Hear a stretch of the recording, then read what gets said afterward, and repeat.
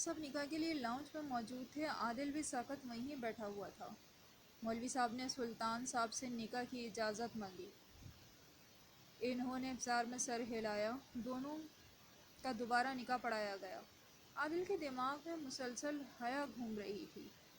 اس نے فیصلہ کر لیا تھا، وہ آج ہی حیا کو واپس لا کر اسے ولا میں رکھے گا، سب سے الگ۔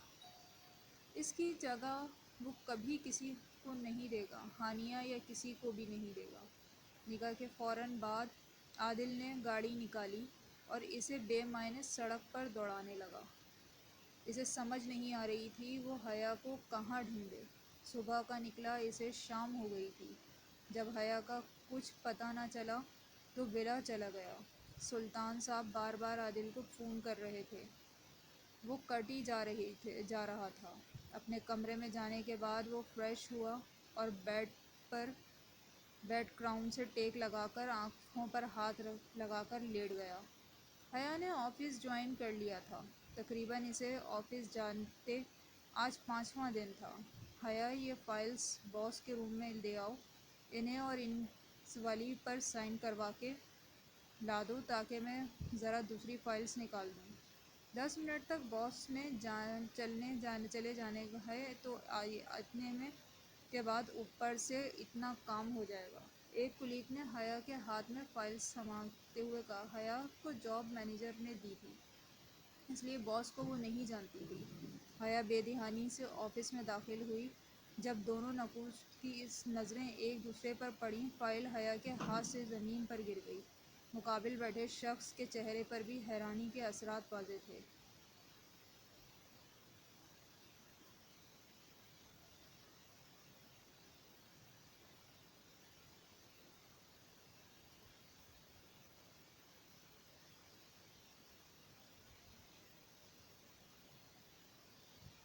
اس نے ایک میسنی سی ہنسی حیا کو دی اور اس کے قریب آ کر کھڑا ہو گیا۔ اس نے حیا کے چہرے پر انگلی پھیری، یکسر سسک سی گئی۔ آہن، سر پیچھے ہٹیں، حیا نے ضبط پر قابو پاتے ہوئے کہا، جس سے آفس میں آہن کا زوردار قہقہ گونجا۔ واہ لڑکی، تمہیں تو قسمت پھر میرے پاس لے آئی۔ اب تو سمجھ جاؤ، قسمت بھی یہی چاہتی ہے کہ میں تمہیں حاصل کر لوں۔ باس نے پھر رخ دوسری طرف کر کے زوردار قہقہ چھوڑا۔ حیا نے آہستہ سے دروازہ کھولا اور باہر بھاگی۔ سیدھا اس کمپنی سے باہر نکلی۔ وہ سڑک پر بھاگ رہی تھی۔ آہن اب اسے ہاتھوں سے جانے نہیں دے سکتا تھا۔ اس نے اپنے کچھ گنڈوں کو کال ملائی اور حیا کو پکڑنے کا آرڈر دیا۔ حیا کمپنی سے تھوڑا دور آ کر فٹ پاتھ پر آنسوؤں کے ساتھ چل رہی تھی جب اس کے پاس ایک وین آ کر رکی اور ایک ہٹے کٹے آدمی نے منہ پر ہاتھ رکھ کر وین میں بٹھا لیا۔ انہوں نے گراؤنڈ فلور اس کے سونگھا کر اسے بے ہوش کر دیا۔ تقریباً 2 گھنٹے بعد حیا کی آنکھ کھلی جب وہ اطمینان سے اس کے سامنے بیٹھے چائے پی رہا تھا۔ حیا سر کو پکڑے اٹھ کر بیٹھی۔ آپ نہیں چھوڑیں گے میرا پیچھا؟ حیا نے بیڈ کراؤن سے سر لگا کر آہن سے پوچھا۔ نہیں حیا بیوی، جس چیز پر آہن کا دل آ جائے اسے آہن کبھی حاصل کیے بغیر نہیں چھوڑتا۔ حیا، اس کی آنکھوں سے آنسو گرنے لگے۔ مسلسل بند آنکھوں سے اس کے آنسو گر رہے تھے۔ آہن نے دیکھا تو اسے کافی حد تک اس پر ترس بھی آیا۔ اس کے دل کو ایسے محسوس ہوا جیسے کسی نے جکڑ لیا ہو۔ اسے ایسے لگا جیسے حیا کے آنسو اسے موت دے دیں گے۔ اسے اپنی جان حلقان سے نکلتی محسوس ہوئی۔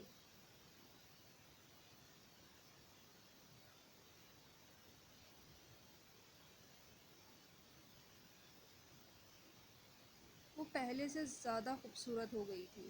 اس کا ہلکا ہلکا بھرا ہوا وجود آہن کو حیوان سے انسان بنانے پر مجبور کر رہا تھا۔ آہن کو لگا جیسے اس نازک لڑکی پر کوئی زبردستی کی تو یہ کانچ کی طرح ٹوٹ جائے گی۔ اس نے اٹھ کر حیا کی آنکھ سے ایک آنسو کو اپنی انگلی کی پروس پہ چنا۔ چپ کر جاؤ حیا۔ اس کی اس حرکت پر حیا نے آنکھیں کھول کر گھور کر دیکھا۔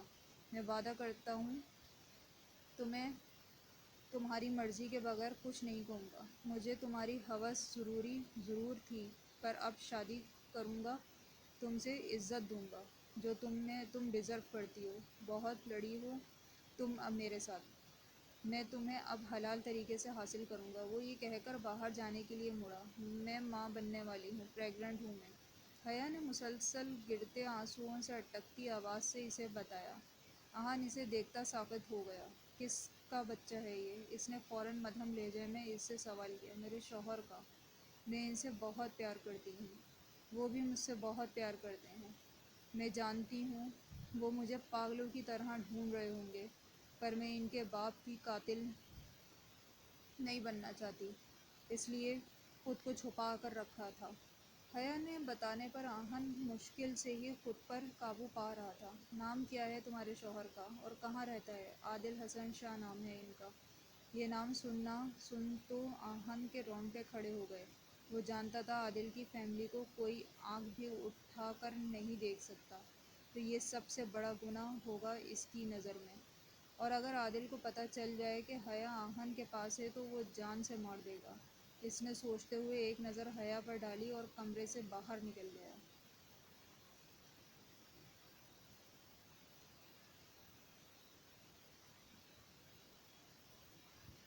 اس نے ایک ملازمہ کو آرڈر دیا کہ حیا کو ابھی کھانا کھلا دے۔ پہلے اس کے دماغ میں آیا کہ حیا کو بدلے کے لیے استعمال کرے، لیکن نہ جانے کیوں اس نے فیصلہ کیا کہ حیا کو بزنس اور بدلے کا حصہ نہیں بنائے گا۔ حیا آہن سے کچھ حد تک مطمئن ہو گئی تھی۔ ملازمہ اس کے لیے کھانا لے کر آئی۔ وہ نماز پڑھ رہی تھی۔ ملازمہ کھانا رکھ کر چلی گئی۔ حیا کے سائڈ ٹیبل پر ایک فون پڑا رنگ کر رہا تھا جس پر آہن لکھا تھا۔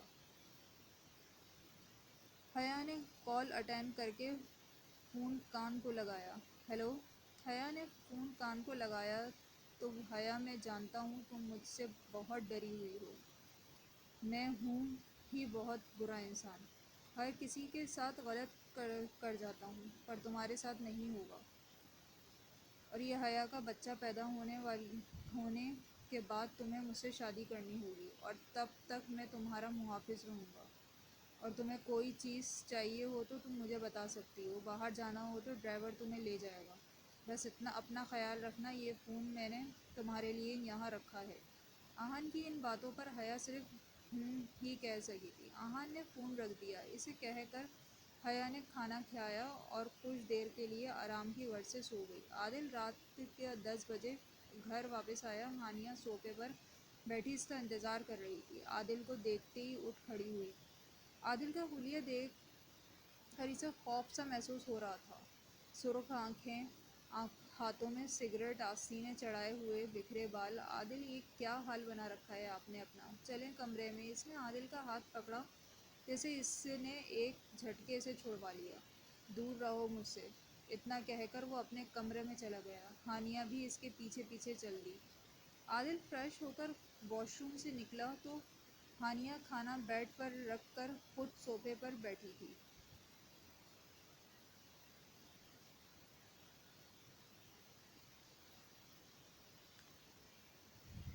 مانتی ہوں آپ حیا سے محبت کرتے ہیں، لیکن اس کا مطلب یہ نہیں کہ آپ خود کو سزا دیں۔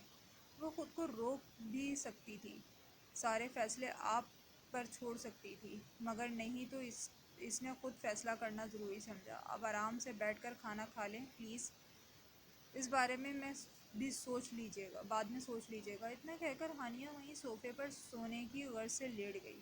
عادل نے ایک نظر کھانے کو دیکھا اور تھوڑا سا کھا لیا۔ دل میں ایک ہی سوال تھا، حیا کہاں ہوگی، ٹھیک بھی ہوگی یا نہیں؟ مراد کا فون کب سے بج رہا تھا، کبھی میسج کی بیل تو کبھی کال کی، اور ایک ہی نام تھا، ارج۔ ثنا نے اکتاتے ہوئے فون اٹھایا۔ کم سے کم آدھی رات کو تو ہم دونوں میاں بیوی کو سکون سے رہنے دو بی بی، ثنا نے فون اٹھاتے ہوئے اسے شدید غصے سے کہا، جس پر اس نے بھی اسی انداز میں کہا، میری مراد سے بات کراؤ ابھی۔ ثنا اس بات پر مزید چڑ گئی۔ او بی بی، شوہر ہے وہ میرا، چل نکل یہاں، نہیں کرواتی میں بات، اور دوبارہ یہاں پر فون کیا تو جان لے لوں گی تمہاری۔ ثنا نے یہ کہہ کر ٹک سے فون بند کر دیا، اور ساتھ ہی کمرے میں زوردار قہقہا گونجا جسے ثنا گھوری سے نوازا۔ لڑاکا لڑکیوں بس کر دو۔ مراد نے اسے لڑاکا کہا تو وہ چڑ گئی۔ واہ، میں لڑاکا ہی صحیح، مگر یہ جو بلا اپنے پیچھے آپ نے لگائی رکھی ہے اسے اتارنا بھی تو ہے نا۔ مراد کو اس کے غصے پر شدید پیار آیا۔ اس نے پیچھے سے اپنی باہوں میں کیسار میں لے لیا۔ یہ غصہ آپ پر جچتا ہے مسز مراد؟ مراد کی اس حرکت پر اس کا چہرہ شرم سے سرخ ہو گیا۔ اچھا، ویسے دن بدن زیادہ پیاری نہیں ہوتی جا رہی ہو تم؟ مراد نے اسی پوزیشن میں اپنی گال اس کے گال پر جوڑتے ہوئے پوچھا۔ جب شوہر بیوی کی محبت سے بلاتا ہے تو بیوی پر یہ خوبصورت رنگ چڑھ ہی جاتا ہے۔ ثنا نے بھی محبت کے انداز میں اسے جواب دیا۔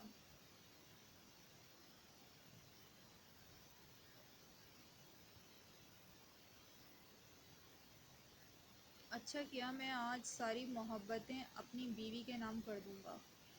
ثنا، اس کے گال زیادہ سرخ ہوتے گئے۔ اس نے گھبرا کر اسے دیکھا۔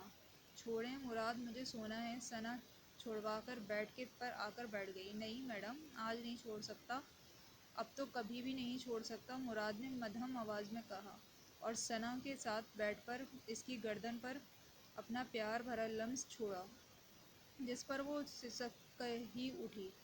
مراد، اس نے زیر لب اس کا نام لیا۔ جی میری جان، مراد نے بھی اسی انداز میں جواب دیا۔ مراد اس کے ایک ایک حصے پر اپنے لبوں کا نشان چھوڑ رہا تھا۔ ثنا آہستہ آہستہ خود کو اس میں سے مکمل سونپتی جا رہی تھی۔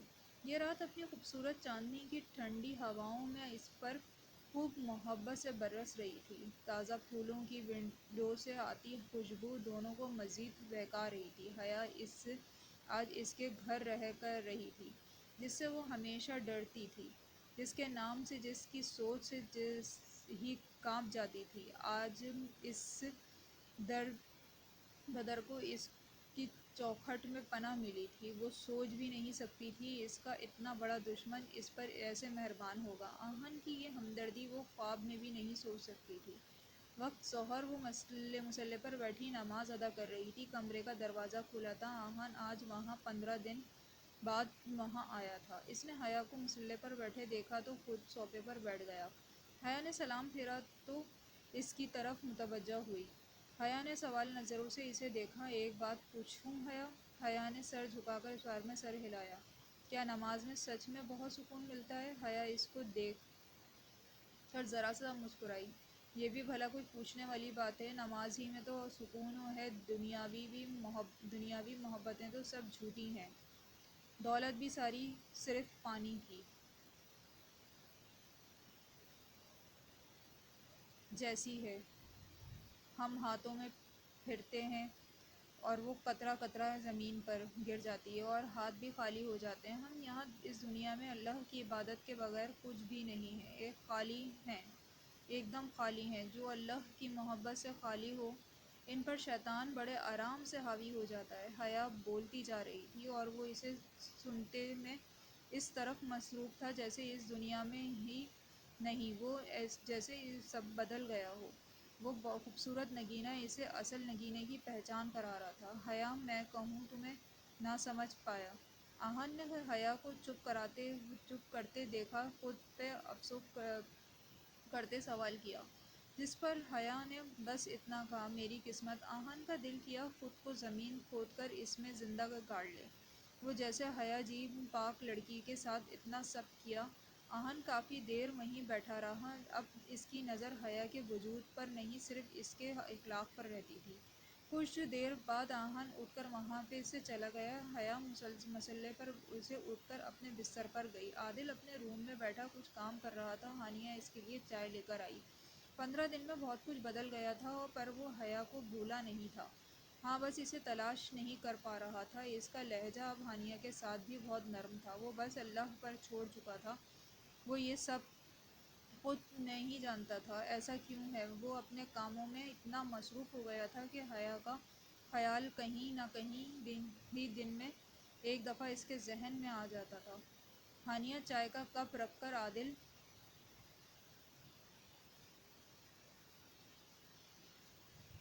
کے پاس بیٹھ گئی۔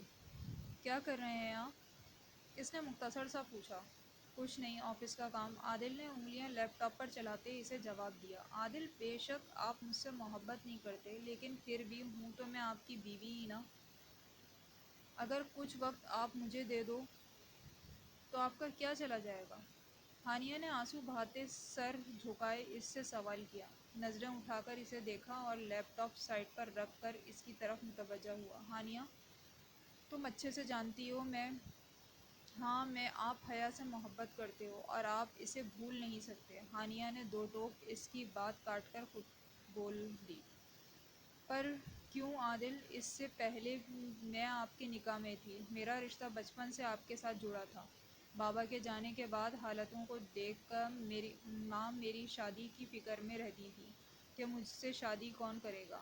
آپ کا کوئی پتہ نہیں تھا، میرا سب برباد تھا، قسمت نے پھر مجھے ملا دیا۔ اب تو سمجھ جائیں آپ کے نصیب مجھ سے جڑے ہیں، اب مجھ سے جڑے ہیں، میں جیسی بھی ہوں آپ کی ہوں۔ عادل نے اسے خود کے لیے روتے دیکھ کر اب آنکھوں میں ہاتھ سے دبایا۔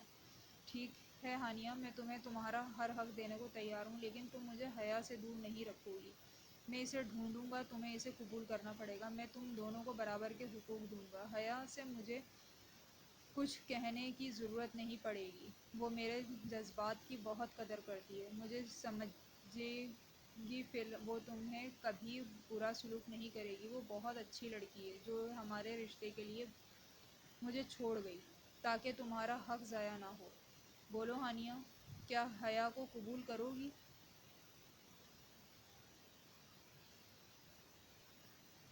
ہانیہ دل ہی دل میں غصے سے جل رہی تھی، پھر بھی اس نے ہاں میں سر ہلایا۔ عادل نے اس کی اس فرما برداری پر گہری مسکان دی اور اس کی پیشانی کو چوما۔ ثنا اور مراد ویڈنگ پر دبئی جا رہے تھے۔ سلطان صاحب نے ان کی شادی کے تحفے میں دبئی ٹور کی ٹکٹس دی تھی۔ وہ دونوں اب ایک دوسرے کے بہت قریب تھے۔ ثنا جامنی رنگ کی شلوار قمیض پہنے شیشے کے سامنے بال بنا رہی تھی۔ مراد کافی دیر سے اس صوفے پر بیٹھا اس کی کارروائی دیکھ رہا تھا۔ مسز مراد، کیا آپ آج کی فلائٹ چھڑوانا چاہتی ہیں؟ اگر ایسا ہے تو میں سو جاتا ہوں، کیونکہ آپ تو جلدی تیار ہونے والی ہیں نہیں۔ مراد نے کھڑے ہو کر پینٹ کی جیبوں میں ہاتھ ڈالتے اسے کہا، جس پر ثنا نے آئینے پر اسے دیکھتے ہوئے گھوری سے نوازا۔ اچھا اچھا ٹھیک ہے، اب جلدی سے تیار ہو جاؤ پلیز۔ ثنا نے غصے میں بال ویسے ہی باندھے اور ہلکا سا حجاب کیا اور غصے سے اسے دیکھتی مراد کے برابر کھڑی ہو گئی۔ مراد نے زوردار کھینکا چھوڑا اور اس کی ناک کھینچی۔ 5 فٹ 2 انچ میری نکچڑی بیوی۔ ثنا کو لے کر وہ ایئرپورٹ کے لیے نکل رہا تھا۔ سیڑھیاں اترتے اس نے گھر کے اندر آتی ارج کو دیکھا۔ مراد نے اسے اندیکھا کیا اور ثنا کو لے کر باہر کی طرف نکل گیا۔ رکو مراد، کیا مذاق ہے یہ میرے ساتھ؟ اس نے مراد کو روک کر پوچھا۔ مراد ویسے ہی پلٹ کر اس کے پاس آ کر کھڑا ہوا۔ کیسا مذاق ہے رج؟ یہی جو میرے ساتھ کیا ہے، پیار میرے ساتھ اور شادی اس کے ساتھ۔ کیوں مراد، کیا کمی تھی مجھ میں؟ اس سے تو زیادہ ہے خوبصورت ہوں۔ ارج جو منہ میں آیا بولے جا رہی تھی۔ Shut up, just shut up Areej. Murad نے گرا کر اس کے منہ کو تالا لگایا۔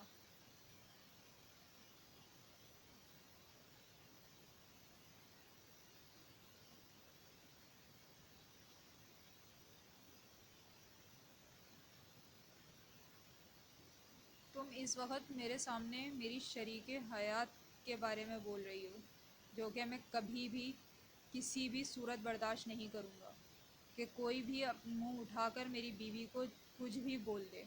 اس وقت تم میرے گھر میں میری بیوی اور اس گھر کی بہو کے بارے میں بات کر رہی ہو، جس پر میں تمہاری زبان تک کھینچ سکتا ہوں۔ ارج نے مراد کا گریبان پکڑا۔ اچھا نہیں کر رہے تم میرے ساتھ مراد، میں تم سے آج بھی پیار کرتی ہوں۔ وٹ دی ہیل ارج، پیار اور تم؟ نو وے، میں کبھی سوچ بھی نہیں سکتا تھا تم جیسی لڑکی کسی سے سچا پیار بھی کر سکتی ہوگی۔ تم جو ہر لڑکے کے ساتھ آسانی سے انجوائے کرنا جانتی ہو، جس نے ہر طرح کے لڑکے کو دوست بنا رکھا ہے، وہ کیا پیار کرے گی؟ اگر تم مجھ سے پیار کرتی ہوتی تو تم کبھی بھی دوسرے مردوں میں انٹرسٹ نہ لیا ہوتا۔ مجھے اس وقت تم سے گھن آتی تھی جب تم ہر لڑکے کے ساتھ بیٹھ جاتی تھی۔ میں تمہیں صرف خود کے ساتھ دیکھنا چاہتا تھا، نہ کہ ہر کسی کے ساتھ۔ پیار پاکیزگی ہے جو تم میں نہیں ہے۔ پیار کا مطلب تک تو تمہیں پتہ نہیں ہے۔ پھر کس پیار کی بات کر رہی ہو تم رچ میڈم؟ یہ صرف تمہارا جنون ہے اور بہتر ہوگا تم اپنا جنون ختم کر دو۔ مراد نے اپنا گریبان چھڑوا کر اسے اس کے پیار کی اصلیت بتائی۔ ثنا جو اس کے ساکت کھڑی مراد اور ارج کو دیکھ رہی تھی، ان کی باتوں پر ہی سوچ سے سہم گئی۔ مراد نے اسے اپنے کندھے سے ساتھ لگایا اور ایئرپورٹ کے لیے نکل گیا۔ کہانی ابھی جاری ہے، چینل کو سبسکرائب کرنا نہ بھولیے گا، ویڈیو کو شیئر کریں اور لائک کریں۔ اپنا اور اپنے ارد گرد کے لوگوں کا خیال رکھیں۔ اپنی رائے سے ضرور آگاہ کرتے رہیں، اس سے ہماری حوصلہ افزائی ہوتی ہے۔ اگر آپ شیئر کرتے ہیں، لائک کرتے ہیں، سبسکرائب کرتے ہیں، بہت شکریہ۔